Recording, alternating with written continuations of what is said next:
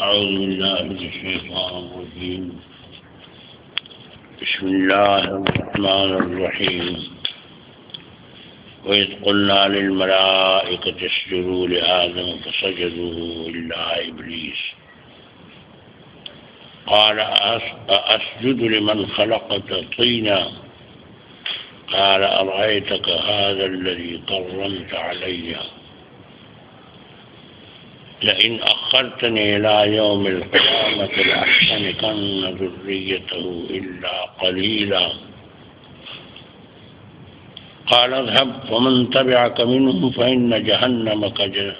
فإن جهنم جزاؤكم جزاء موفورا واستفزز من استطعت منهم بصوتك وأجلب عليهم بخيلك ورجلك وشاركهم في الأموال والأولاد وعدهم وما يعدهم الشيطان إلا غرورا.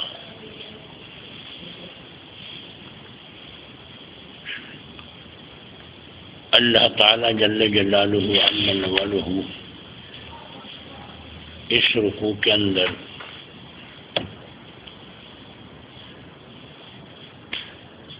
یہ بتانا چاہتے ہیں کہ اے انسان تمہارا ایک قدیم دشمن ہے جو ابتدا سے ہی دشمن ہے اور انہوں نے تمہاری تباہی کا قسم اٹھایا ہے، اس سے بچنا ہے۔ وہ دشمن کون ہے؟ شیطان۔ اس نے اسی وقت جب اللہ تعالیٰ نے اس کو دھتکارا اور ملعون کر دیا، اس نے کہا کہ اے اللہ، اگر میں قیامت تک زندہ رہا تو میں اس آدم علیہ نبی علیہ تحیات و تسلیمات کی اولاد کی بےخبری کروں، اس کو ان کی بنیاد کو تباہ کروں۔ وَإِذْ قُلْنَا لِلْمَلَائِكَةِ اسْجُدُوا، یاد کر لو یا رسول اللہ جب ہم نے کہا فرشتوں کو اس کے سجدہ کرو لآدم، حضرت آدم علیہ السلام۔ اب یہاں ایک اشکال پڑتا ہے کہ اللہ کے سوا تو کسی کو سجدہ جائز نہیں ہے، تو یہاں فرشتوں کو کیسے سجدے کا حکم ملا کہ تم حضرت آدم علیہ السلام کو سجدہ کرو؟ اس کے بارے میں علماء کرام نے یہاں دو تشریح کی ہے۔ ایک تشریح یہ کہ حضرت آدم علیہ السلام کو سجدہ کرنے کا حکم کی اس کو سجدہ کرنے کا حکم نہیں ملا تھا، بلکہ اس کی طرف سجدہ کرنے کا حکم ملا تھا، جیسے ہم سجدہ خدا کو کرتے ہیں اور قبلہ کی طرف رخ کر کے کرتے ہیں۔ لام بمانے الہ کے ہے کہ اسجدوا لآدم، یعنی اسجدوا الی آدم، آدم علیہ السلام کی طرف رخ کر کے سجدہ کرو۔ تو یہ آدم علیہ السلام کو سجدہ نہیں تھا، سجدہ خدا کو کرنا تھا، آدم علیہ السلام کو بطور قبلہ کی کہ یہ تمہارا قبلہ ہے۔ اور دوسری توجہ یہ ہے کہ جناب رسول اللہ صلی اللہ علیہ وسلم کے آنے سے پہلے ادیان کے اندر پہلے جو دین ہوتے تھے اس میں سجدہ سلام، سجدہ تحیہ کی اجازت تھی۔ ایک سجدہ عبادت ہے جس کو سجدہ تعبدی کہتے ہیں، اور ایک سجدہ تحیہ ہے سلام کے طور پر۔ تو سجدہ تعبدی تو تمام ادیان میں آدم علیہ السلام سے لے کر محمد رسول اللہ صلی اللہ علیہ وسلم تمام مذاہب میں، تمام ادیان میں حرام اور کفر۔ البتہ سجدہ تحیہ پہلے ادیان میں اجازت تھی، جناب رسول اللہ صلی اللہ علیہ وسلم کے دین میں اب نہ سجدہ تحیہ کی اجازت ہے نہ سجدہ تعبدی کی اجازت ہے، دونوں حرام ہیں۔ البتہ سجدہ تعبدی سے انسان کافر ہوتا ہے، سجدہ تعبدی سے انسان کافر ہو جاتا ہے۔ اگر مخلوق کو آپ نے سجدہ تعبدی کر لیا، کسی بھی مخلوق، تو آپ کافر ہو گئے۔ اور سجدہ تحیہ سے، سلام کے سجدے سے انسان کافر نہیں ہو جاتا مگر گمراہ اور بے دین ہو جاتا ہے، گناہگار ہو جاتا ہے، مجرم ہو جاتا ہے۔ فسجدوا، سب نے اللہ کے حکم کی تعمیل کی اور آدم علیہ السلام کی طرف سجدہ کر لیا، الا ابلیس، مگر ابلیس نے سجدہ نہیں کیا۔ قال، ابلیس نے کہا، اسجد لمن خلقت طینا، کیا میں سجدہ کر لوں ایسی ہستی کو کہ آپ نے مٹی سے ان کو پیدا کر لیا ہے؟ یہ تو مٹی سے پیدا ہوا ہے، یہ تو العیاذ باللہ حقیر ہے وہ۔ دوسری جگہ واضح ہے کہ خلقتنی من نار وخلقتہ من طین، کہ مجھے تو آگ سے پیدا کیا، ان کو مٹی سے پیدا کیا۔ یعنی میں معزز ہوں تو میں اس کے سامنے کیسے جھک جاؤں؟ اور تیسری جگہ ہے ابا واستکبر، انکار کر ہی دیا سجدے سے، واستکبر، تکبر، اپنے آپ کو بڑا سمجھا کہ میں تو تکبر کی وجہ سے کہتے تکبر عزازی لرا خوار کرد، بزندان لعنت گرفتار کرد۔ تکبر ایک بہت بڑی بیماری ہے، یہ بھی دل کی بیماری ہے کہ اپنے آپ کو بڑا سمجھنا اور دوسروں کو حقیر سمجھنا، دوسروں کو کمزور سمجھنا اور اپنے آپ کو بڑا سمجھنا، اس کو تکبر کہتے ہیں۔ سمجھ لیں؟ بڑا ایک ہے، کون؟ شوق سے کہو، کون؟ یہ جتنے جو تمہیں اور ہمیں بڑے نظر آ رہے ہیں یا بڑے دنیا سے جا چکے ہیں،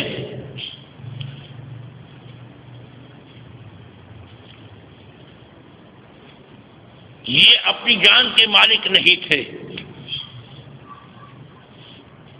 اور اگر عزت دی تھی تو کس نے دی تھی؟ اور جب اللہ نے چاہا کہ جاؤ مٹی میں جاؤ تو چلے جاؤ، بادشاہ ہے یا گدھا ہے؟ جب خدا کا حکم آیا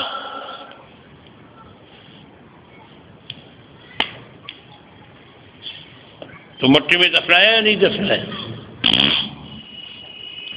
یہ تخت و تاج والے، یہ راج والے، جب خدا کا حکم آ جاتا ہے تو پھر اپنے رشتہ دار اپنے ہاتھوں سے کہتے ہیں جلدی جلدی دفنا دو، بدبودار نہ ہو جائے۔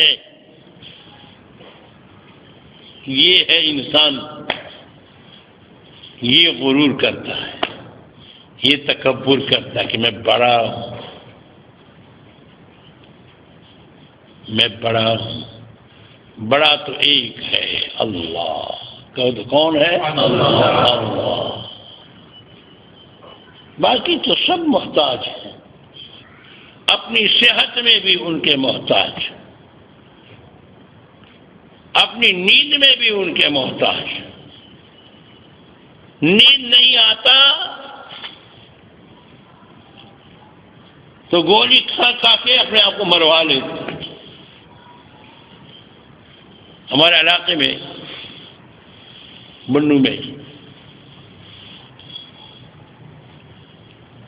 خدا کی شان دیکھو، یہ بھی خیال رکھنا کہ اپنی دینداری پر غرہ نہ ہونا۔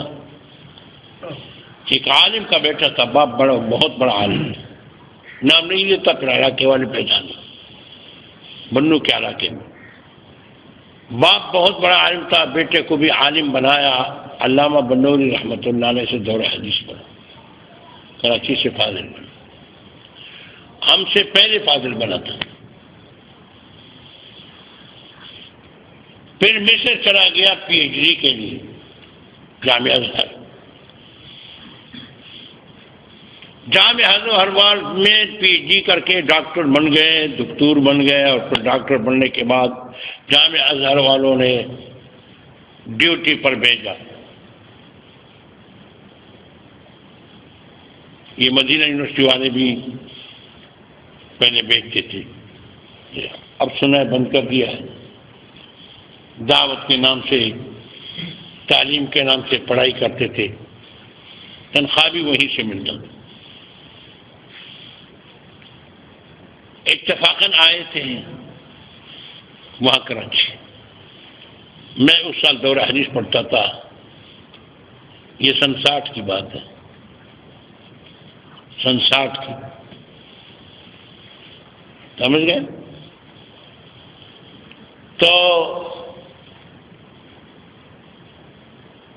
عربی بول رہا تھا، میرا خیال تھا کہ کوئی مصری عالم ہے، کیونکہ مصر والے داڑھی نہیں رکھتے، پتلون پہنتے ہیں، عربی تو ان کی زبان ہے مادری، داڑھی نہیں ہے، پتلون پہنے ہوئے ہیں، سر انگریزی ہے، بال انگریزی بنائے ہوئے ہیں، وہ جو کر رہے ہیں عربی بول رہے ہیں، طلبا سے گپ شپ لگا رہے ہیں۔ میں بھی چھوٹا نوجوان تھا تو میں نے بھی اس کے ساتھ بولنا شروع کر دیا۔ اس نے میرے سر پر پگڑی دیکھی، میں بچپن ہی سے یہ پگڑی باندھتا ہوں جب سے میں شعور بیدار ہو چکا ہے، کالی پگڑی اس وقت میں پہنتا تھا۔ تو اس نے کہا من انتا، میرا نام بتا، من انتا مسمو کا من اینا۔ جب میں نے گیا ضلع بتایا تو وہ تو چونکہ بنو والا تھا تو فوراً میرے والد صاحب کو پہچانے تو فرمایا انت من ابناء مولانا محمد۔ جب انہوں نے یوں کہا تو میں نے کہا انت من ابناء خان ملا صاحب، ان کے والد صاحب خان ملا صاحب سے مشہور تھے۔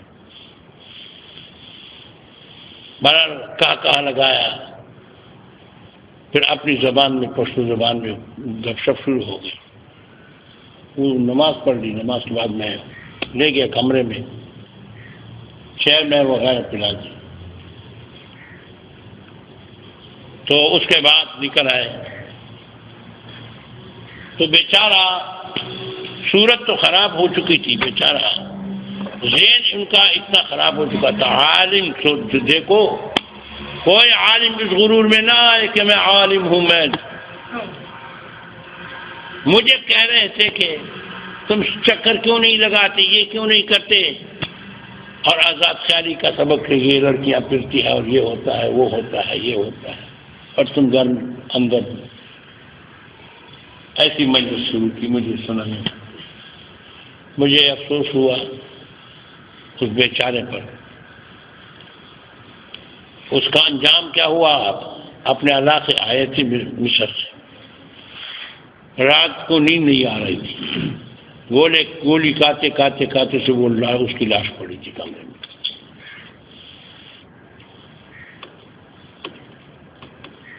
سمجھ گئے؟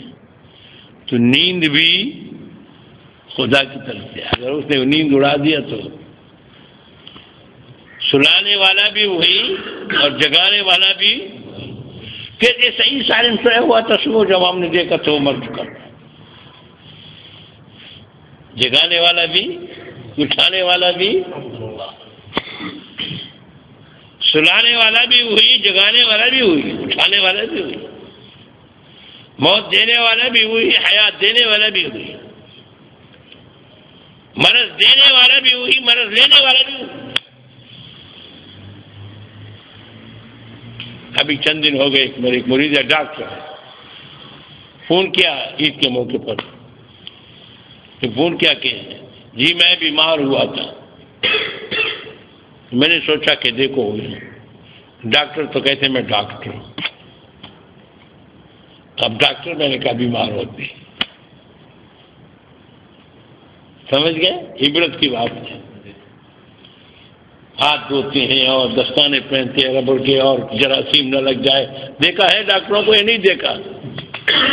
کتنی احتیاط کرتے ہیں اور اسپتال میں کتنے بار دوائیاں پھینکتے ہیں اور اسپتال کو دھوتے ہیں کہ جراثیم نہ لگ جائے، جراثیم نہ لگ جائے۔ جراثیم سے بھاگتے ہوئے بھاگنے والے بھی بیمار ہوتے ہیں۔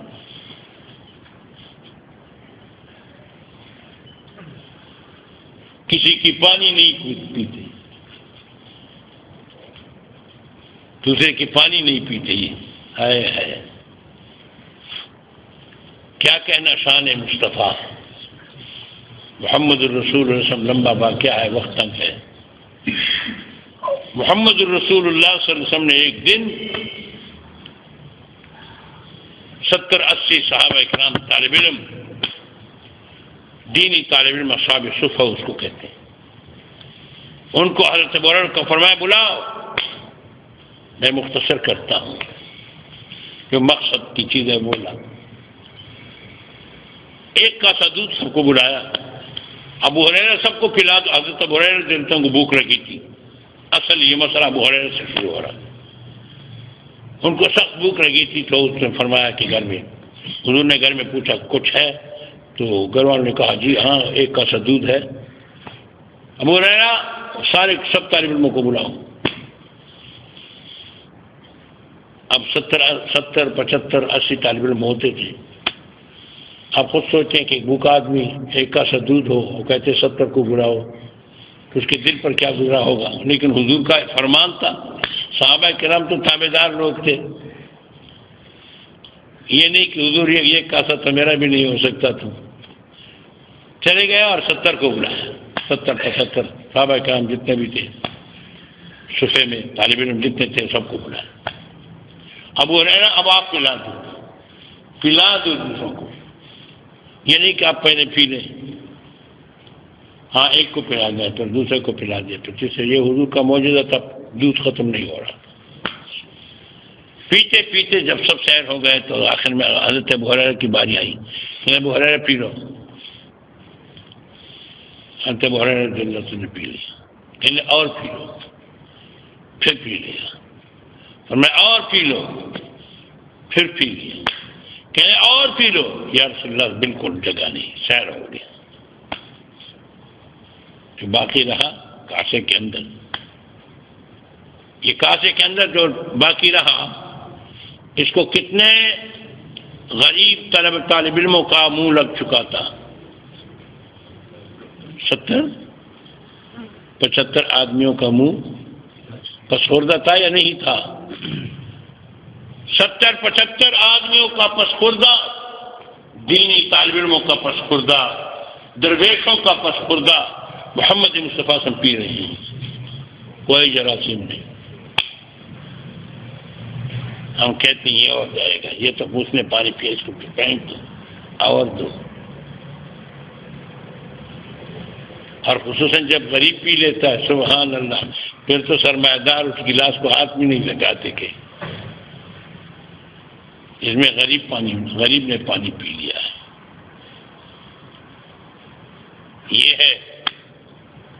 یہ ہے محمدی مساوات. اس کو معاشرتی مساوات کہتے ہیں. معاشی مساوات نہیں، سوشلزم نہیں، کمیونزم نہیں، معاشرتی مساوات کہ محمود و ایاز ایک ساتھ میں کھڑے ہوتے ہیں اور قاضی شرح کی عدالت میں حضرت علی مرتضیٰ اور یہودی برابر کھڑے ہوتے ہیں. فیصلے میں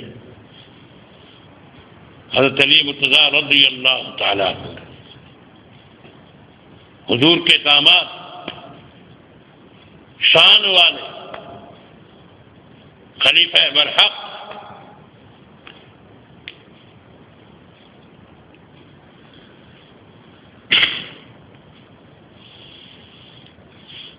اور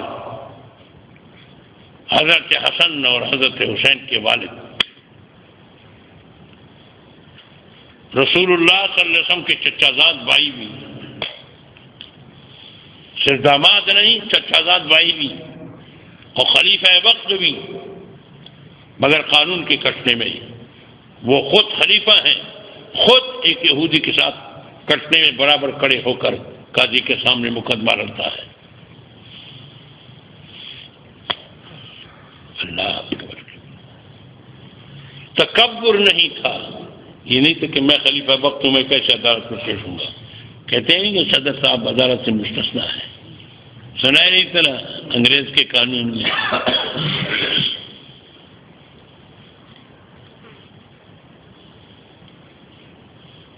جناب حضرت علی مرتضیٰ رضی اللہ تعالی عنہ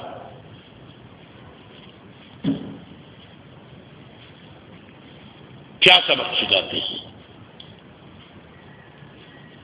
کہ قانون کے سامنے سب برابر کے جواب دیے. سب برابر کے.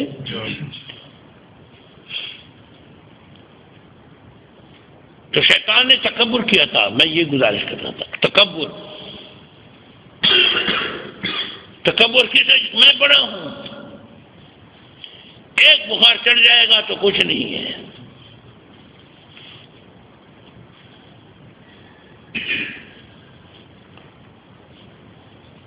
میں یہ واقعہ بار بار بیان کرتا ہوں.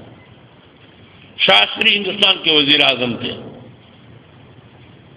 روس میں اس کو دورہ پڑا، مذاکرات کے لیے گئے تھے.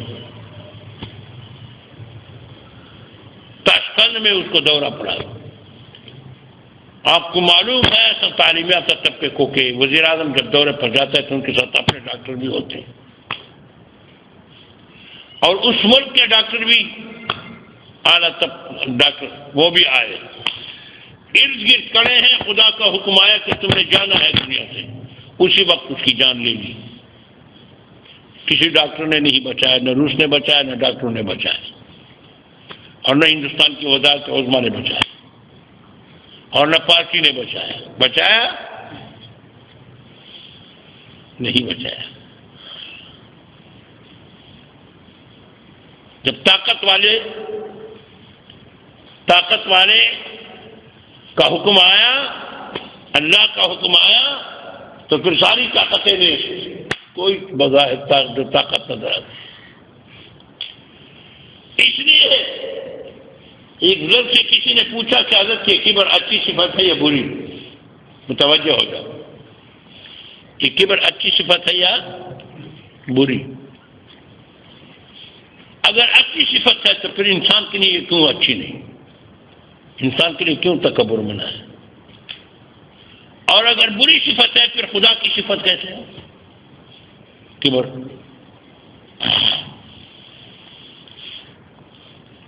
تو ظالم نے جواب دیا کہ کبر اچھی صفت ہے، لیکن انسان کے لیے اس لیے نہیں ہے کہ انسان بڑا نہیں ہے اور اپنے آپ کو بڑا کہتا ہے جو جھوٹ بولتا ہے. اللہ تو حقیقتاً بڑے ہیں، تو جو بڑا نہ ہو وہ کہتے میں بڑا ہوں، تو جھوٹا ہے یا نہیں ہے؟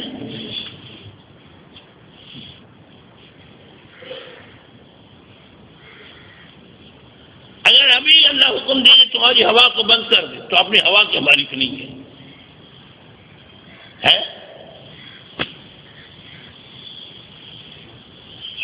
تو کیول خدا تو ہے بڑے، اس لیے خدا جب فرماتے کہ میں بڑا ہوں اللہ اکبر تو وہ سچ کہہ رہا ہے، وہ بڑے ہیں. اور بندہ جو جب کہتا ہے کہ میں تو بڑا ہے نہیں تو جھوٹ بول رہا ہے، جھوٹا دعویٰ کر رہا ہے کہ میں بڑا ہوں. اس سے انسان کے لیے قبیح ہے اور خدا کے لیے صحیح ہے. سمجھ گئے نقطے کو؟ اللہ سمجھے تب. اللہ اکبر کبھی.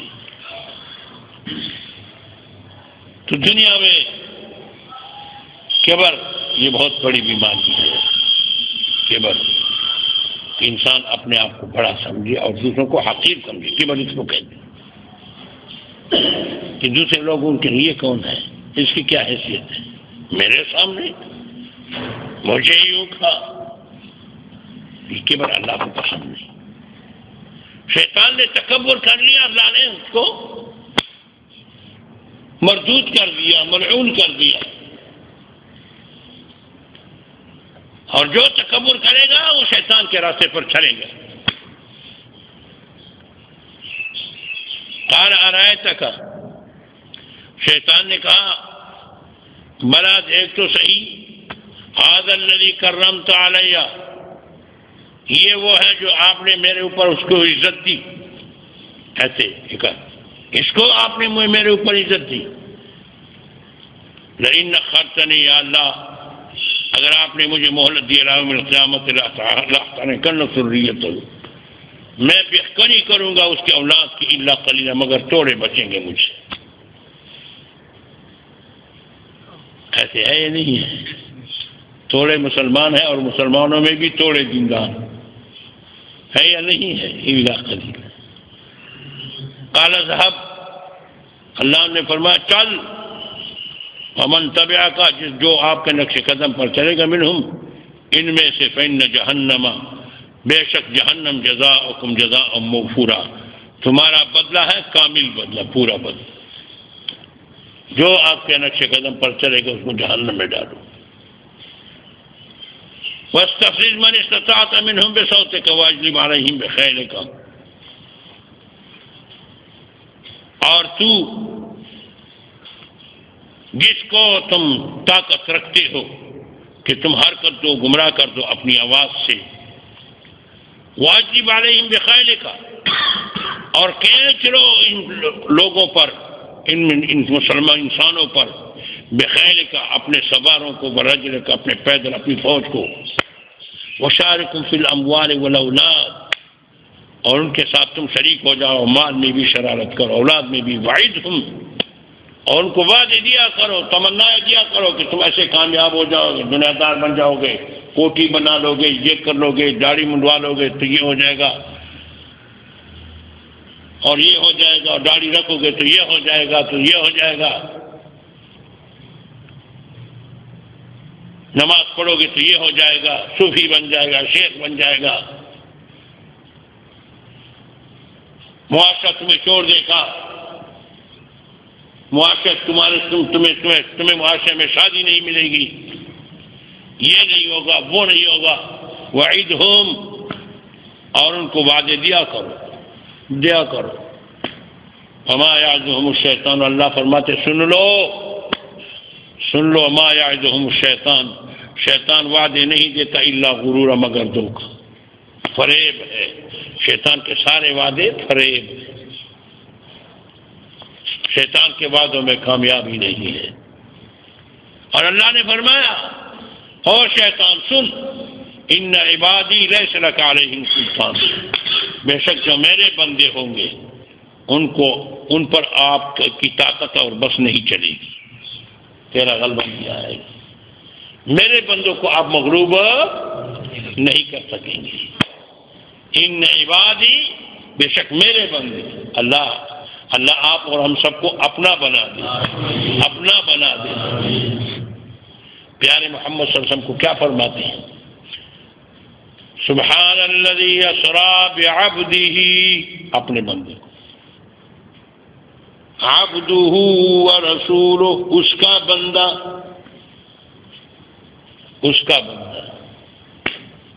ہے یا نہیں؟ جو ان کا ہو جاتا ہے وہ کامیاب ہو گیا۔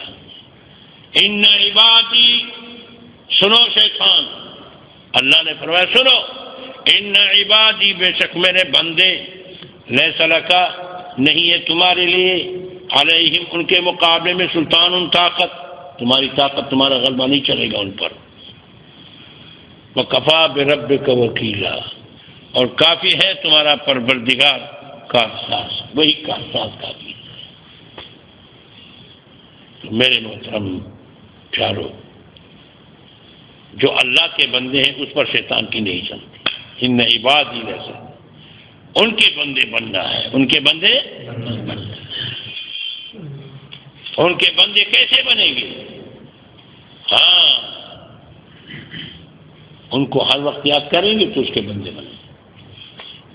دیکھو، جو کسی پارٹی کا ہوتا ہے تو وہ ہر وقت اپنی پارٹی کا ذکر کرتا ہے، اپنے لیڈر کا، مسلم لیگی کہتا ہے وقت نواز شریف ایسا ہے، نواز شریف ایسا ہے، پیپلز پارٹی والے کہتے ہیں زرداری ایسا ہے، زرداری ایسا ہے، کہتے نہیں کہتے، ہر وقت اس کا تذکرہ کرتے نہیں کرتے۔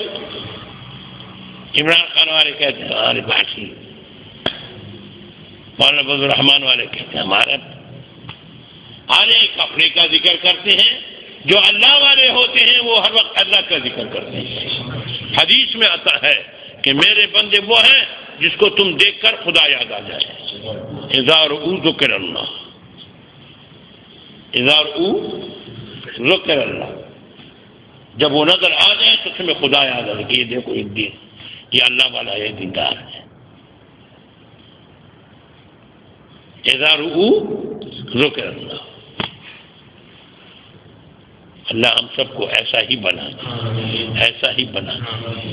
یہ نہ سمجھو کہ میں نہیں بن سکتا، یہ بھی شیطان کے لوگ کہ میں تو گناہ گار ہوں، میں تو نہیں بن سکتا.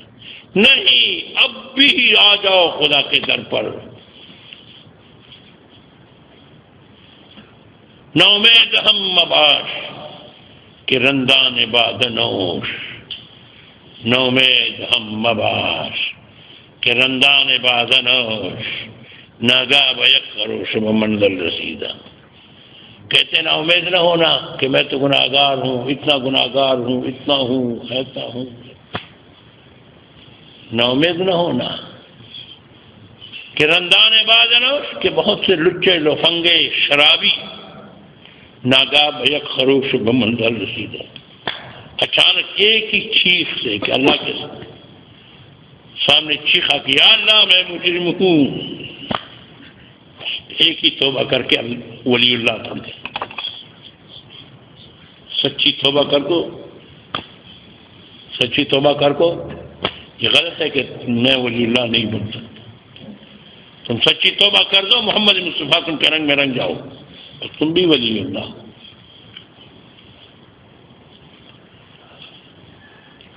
یہ تو شیطان ہمارے لیے آڑ بنا چکے اس کے ایسا نہ ہو کہ خدا کے ساتھ مل لے کہ تم نہیں بن سکتے، تم نہیں بن سکتے، تم نہیں بن سکتے. کیوں نہیں بنتے؟ خدا کا کسی کے ساتھ تعلق نسب پر نہیں، دولت پر نہیں، تعلق پر نسبت پر. جو ان کی اطاعت کرے گا بس اسی کا. اللہ ہم سب کو صحیح مطیع بنا دے اور شیطان کے